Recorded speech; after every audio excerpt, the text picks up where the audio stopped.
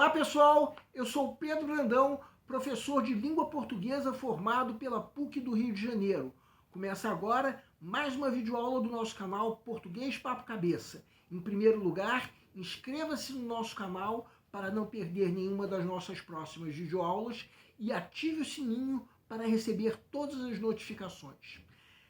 Nessa aula nós vamos comentar uma questão do Enem que, de acordo com a nossa avaliação, tem um nível médio de resolução. Esse nível médio é o ideal a ser atribuído depois da primeira leitura. Primeira leitura é essa que caracteriza a primeira fase do método que nós já propomos em outra videoaula. Nessa fase de pré-leitura, o candidato não pode demorar muito tempo para ler e avaliar o grau de dificuldade de uma única questão, já que ele tem um punhado de outras questões para fazer o mesmo processo. Vamos entender. Segue o quadro.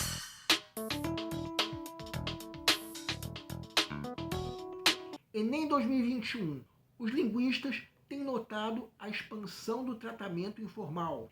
Tenho 78 anos e devia ser tratado por senhor, mas meus alunos mais jovens me tratam por você, diz o professor Ataliba Castilho, aparentemente sem se incomodar com a informalidade, inconcebível em seus tempos de estudante. O você, porém, não reinará sozinho.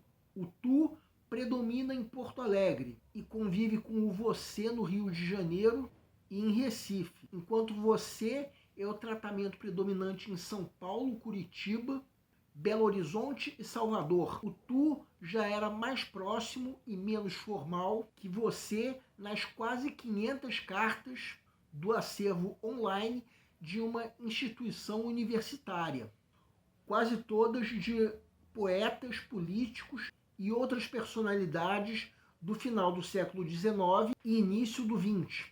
No texto constata-se que os usos dos pronomes variaram ao longo do tempo e que atualmente têm empregos diversos pelas regiões do Brasil.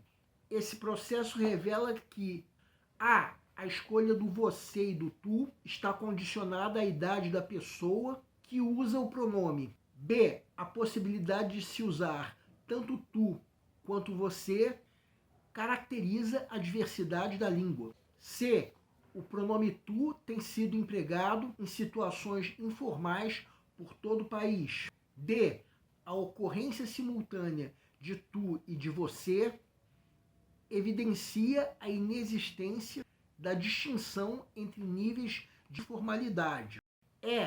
O emprego de você em documentos escritos demonstra que a língua tende a se manter inalterada. Peço para que deem uma pausa antes de ser dado o gabarito. O gabarito é letra B. A pergunta do enunciado é: o que o processo dos usos dos pronomes tu e você, descrito no texto, revela? Vamos supor que você esteja na fase de pré-leitura, a fase em que, de acordo com o método que nós já propomos em outra videoaula, o candidato está fazendo uma leitura da prova como um todo, a fim de avaliar o grau de dificuldade de cada questão. O que acontece quando você chega nessa questão? Uma das alternativas, convenhamos, é fácil de ser eliminada. Vamos falar sobre isso mais adiante.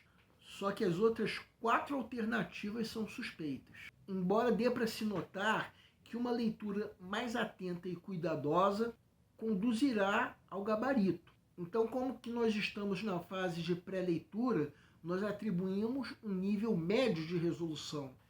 Agora vamos supor que chegou o momento de se resolver a questão. Quem quiser pode dar uma pausa para ler.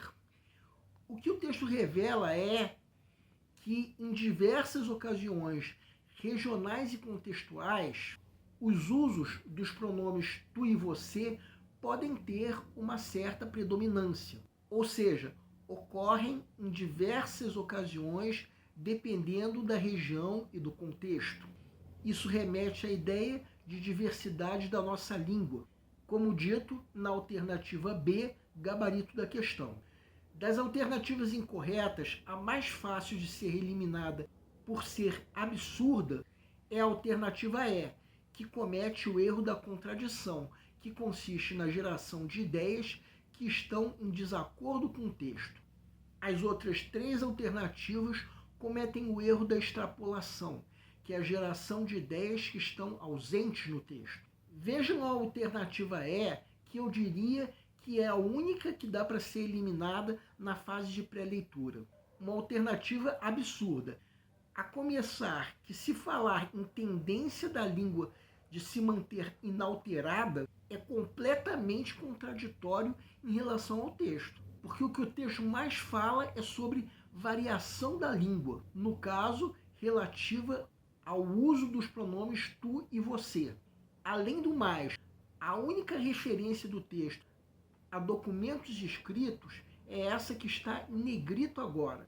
Desse trecho em negrito, é impossível se deduzir qualquer tendência à inalteração da língua. Muito pelo contrário, o que se deduz é uma suficiente diversidade no uso dos 2 pronomes. Agora vejam a alternativa A.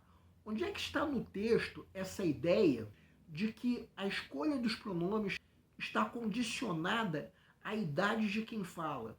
Em lugar nenhum. A propósito, a condição que o texto aponta para isso é a região e não a idade do falante. Sobre a alternativa C, trata-se de um erro de extrapolação, mas simplesmente pelo termo que estamos destacando agora em negrito. É esse termo em negrito que anula a alternativa, porque o texto fala sim sobre o uso do pronome tu em situações informais, mas reparem que o texto não fala que isso acontece em todo o país, apenas menciona algumas cidades. Não é possível se deduzir pela leitura do texto que isso acontece em todo o país. A extrapolação da alternativa D também não é fácil de se perceber depois da primeira leitura, mas depois de uma leitura mais atenta, percebe-se que o texto não menciona qualquer ideia que nos leve a uma distinção de níveis de formalidade. Ou seja, a alternativa B é a única que responde corretamente à pergunta do enunciado de acordo com o texto, sendo, portanto, o gabarito da questão. Bem, essa de fato é uma questão de nível médio de resolução. O ideal é atribuirmos esse nível no momento da pré-leitura da prova. Quando chega a hora de se resolver mesmo a questão, à medida que o candidato faz uma leitura atenta, ele pode sacar o gabarito, bem como perceber o erro das alternativas incorretas. O nosso canal Português Papo Cabeça antigamente se chamava Aprenda a Língua Portuguesa. Cada vez mais estaremos focados em vocês, que estão movendo a roda da história para que seja criado um futuro melhor para todos. Então, o nosso foco principal continua sendo os vestibulandos, que terão no nosso canal uma fonte importante de estudo de língua portuguesa, onde nós ensinaremos os recursos da nossa língua para que possam, em primeiro lugar, escrever de forma adequada, entre outros textos, a redação do vestibular. Em segundo lugar, para que possam interpretar textos de forma adequada, não apenas numa prova de vestibular ou concurso, mas também na leitura de textos que ajudarão vocês a se manterem atualizados. Cada vez mais teremos no nosso canal um Papo Cabeça. Ensinaremos nossa língua sim, mas de forma a estimular a inteligência que nasceu dentro de vocês e que precisa ser estimulada. E a missão do nosso canal é melhorar cada vez mais. Então vocês podem usar tanto o nosso e-mail quanto a nossa fanpage do Facebook para fazerem qualquer comentário, elogio, crítica ou ainda reclamação sobre as nossas videoaulas. E vocês também podem usar tanto o nosso e-mail quanto a nossa fanpage para pedirem para esclarecer qualquer dúvida que vocês tenham sobre a matéria. E nós agradecemos a todos vocês que estão assistindo nossas videoaulas. Em especial, nós agradecemos a todos vocês que estão compartilhando nossas videoaulas com outras pessoas. Muito obrigado porque vocês estão ajudando nosso canal a ser feito. Pedimos ainda que deixem um like. Muito obrigado e aguardem nossa próxima aula.